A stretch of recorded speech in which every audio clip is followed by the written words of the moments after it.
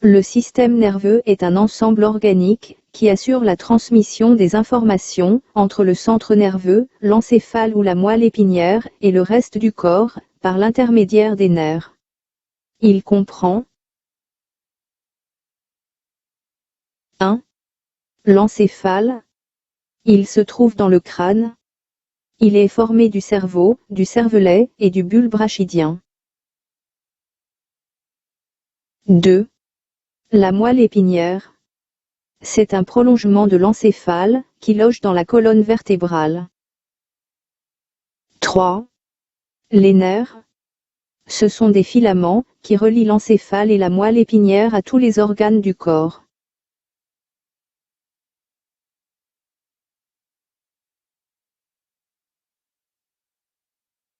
Le centre nerveux.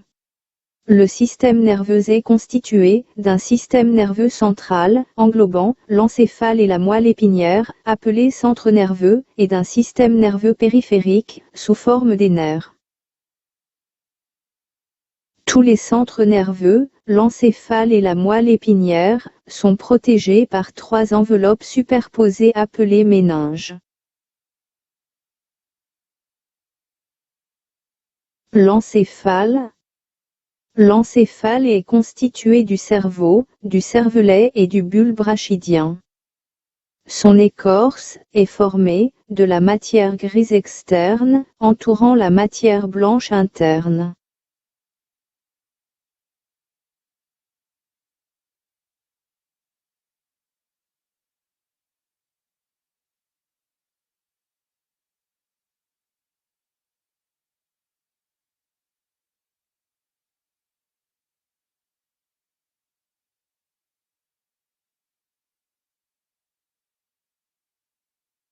La moelle épinière. La moelle épinière est un cordon blanc, situé dans le canal rachidien de la colonne vertébrale.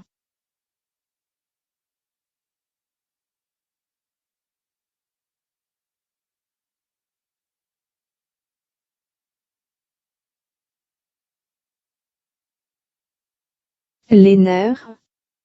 Les nerfs sont formés de fibres nerveuses, qui conduisent l'influx nerveux. Ces fibres nerveuses sont constituées de cellules nerveuses, appelées neurones. Ils sont liés entre eux par des synapses. Les nerfs possèdent 4 propriétés essentielles. L'excitabilité.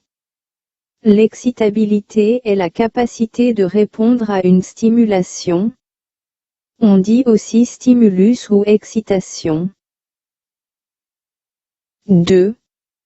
La conductibilité. La conductibilité est la capacité de conduire et propager un message nerveux. 3. Les nerfs sont mixtes. Ils contiennent à la fois des fibres nerveuses sensitives et des fibres nerveuses motrices. 4. La communicabilité. La communicabilité est la capacité de transmettre et de recevoir une information. Remarque. Il y a 2 sortes de nerfs, les nerfs crâniens, qui partent de l'encéphale, et les nerfs rachidiens, qui partent de la moelle épinière.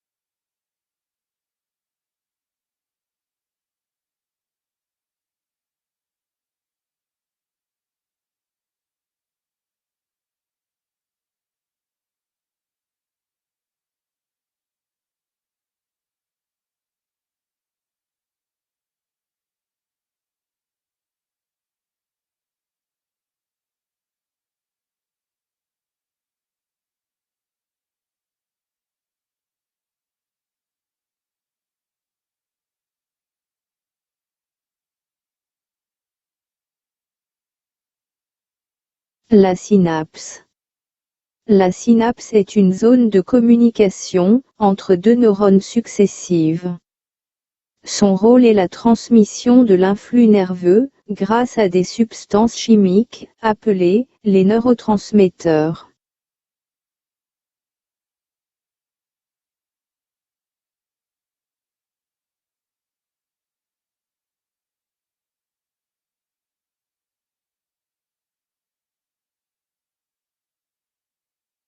Le message nerveux. On distingue deux types de messages nerveux. A. Le message nerveux sensitif. C'est un message centripète.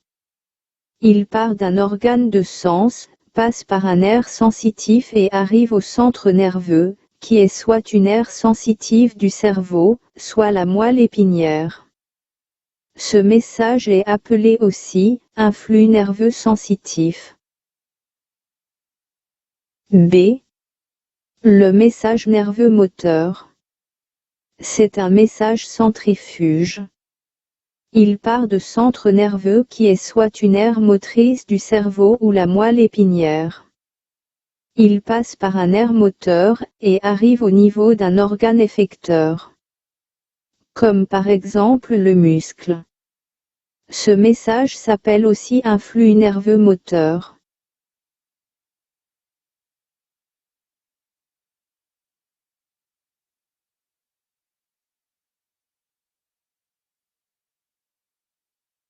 Le stimulus ou excitant.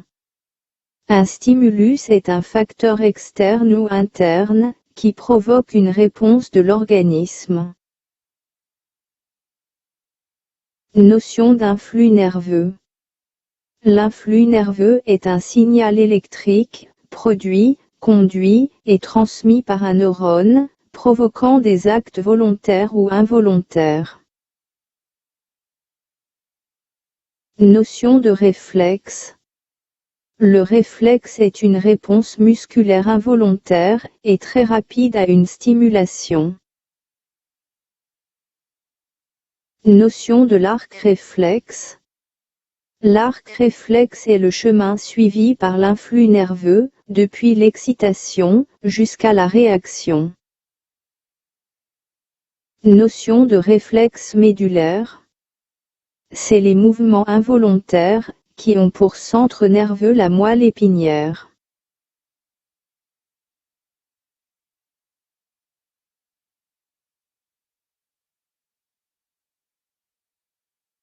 Pour percevoir son environnement, l'homme dispose de 5 sens. La stimulation ou l'excitation de récepteurs sensoriels logés dans un organe de sens, déclenche l'émission de l'influx nerveux.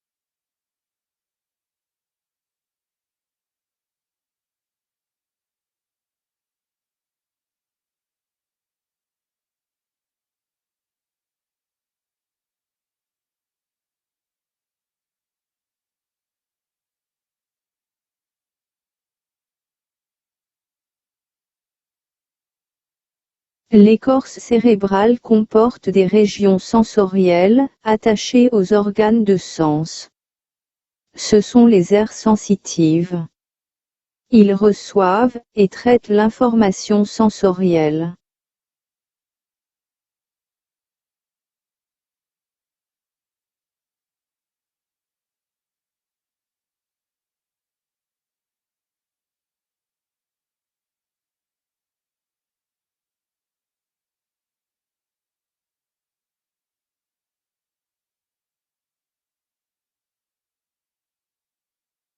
Les éléments intervenant dans la sensibilité consciente sont 1. Récepteur sensitif. C'est l'organe de sens. Il reçoit l'excitation et donne naissance à un influx nerveux sensitif. 2. Conducteur sensitif. C'est les fibres nerveuses. Il conduit l'influx nerveux sensitif de l'organe de sens vers le centre nerveux. On dit que l'influx nerveux sensitif est centripète. 3. Centre nerveux. C'est l'aire sensitive. Une zone située dans l'écorce cérébrale, reçoit, analyse et interprète l'influx nerveux sensitif reçu, et détermine la nature de la sensibilité consciente.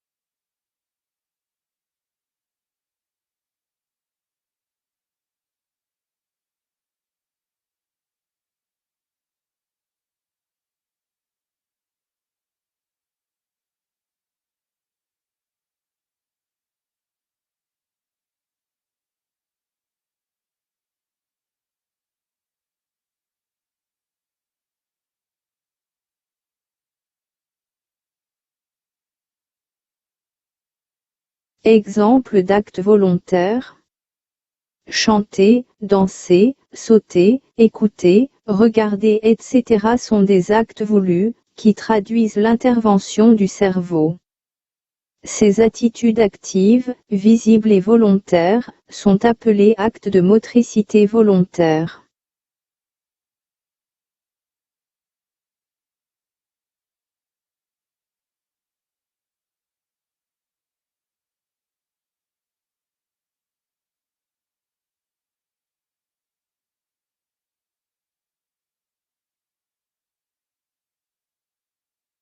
Le mouvement volontaire nécessite l'intervention des organes suivants. 1. Centre nerveux. C'est l'aire motrice. Ici, la naissance de l'influx nerveux moteur. 2. Conducteur moteur. Ce sont les fibres nerveuses motrices, contenues dans la moelle épinière, et les nerfs. 3. Effecteur moteur. Les muscles, qui répondent à l'influx nerveux.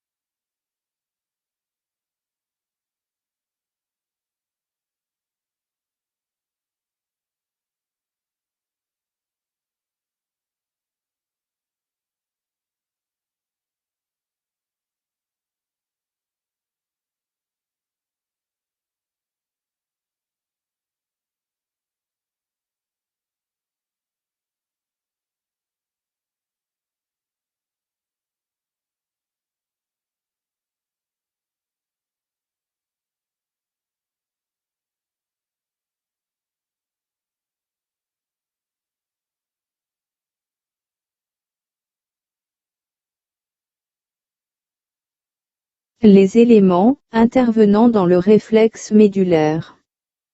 1. Récepteur sensitif. C'est la peau. Il reçoit l'excitation et donne naissance à un influx nerveux sensitif centripète. 2.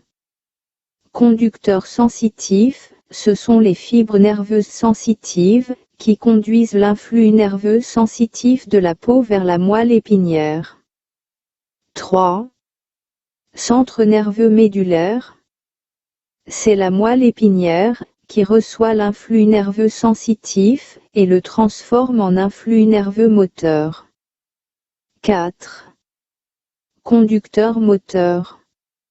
Ce sont les fibres nerveuses motrices, qui conduisent l'influx nerveux moteur centrifuge, de la moelle épinière vers les muscles. 5.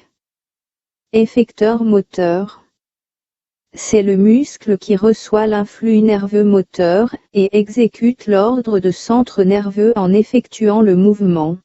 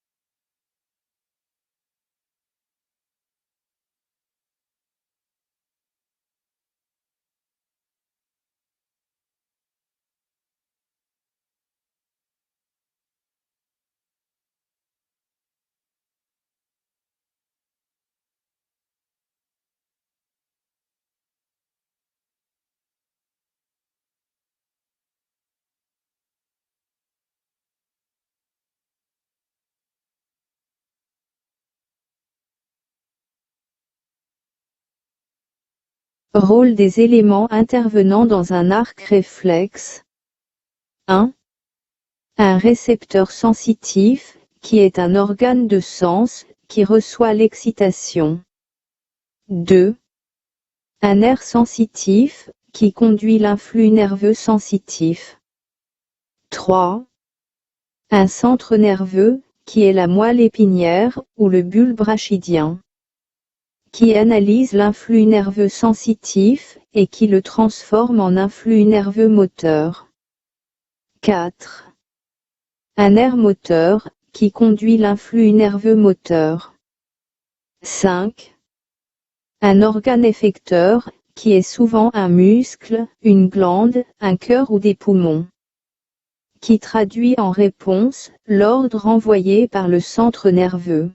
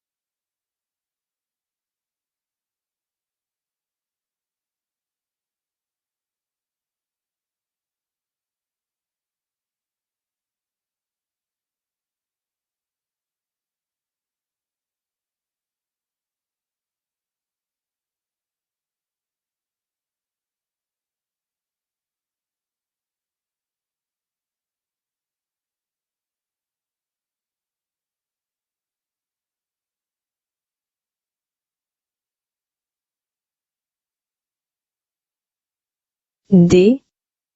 Protection du système nerveux. Déterminer quelques dangers qui menacent la santé du système nerveux, leurs conséquences et les mesures préventives.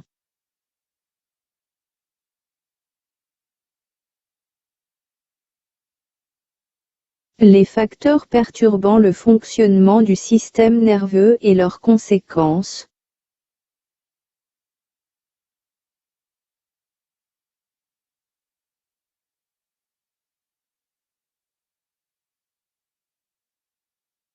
A.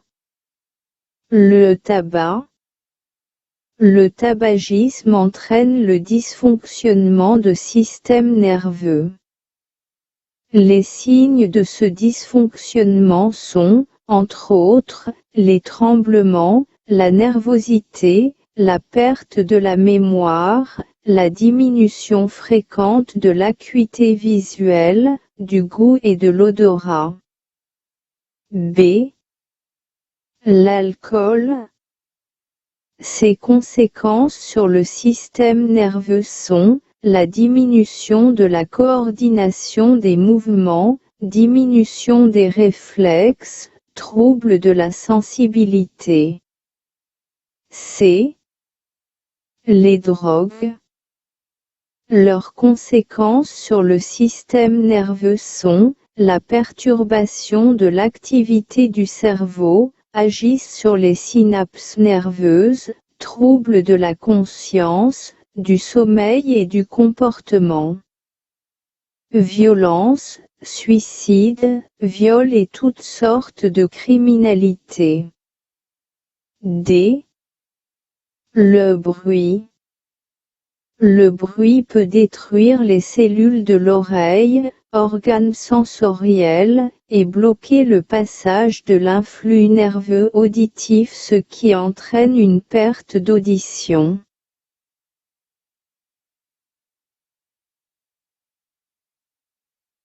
Proposer des mesures préventives, pour préserver la santé du système nerveux. La prévention consiste à respecter les règles suivantes, pour assurer l'hygiène et le bon fonctionnement du système nerveux. A. Pratiquer du sport régulièrement. B. Dormir suffisamment, 8 heures par jour. C. Se nourrir d'aliments sains et variés. D. Éviter le surmenage dans le travail. E. Il est impératif d'éviter le tabac, l'alcool, les drogues. F. Éviter l'exposition au bruit trop fort.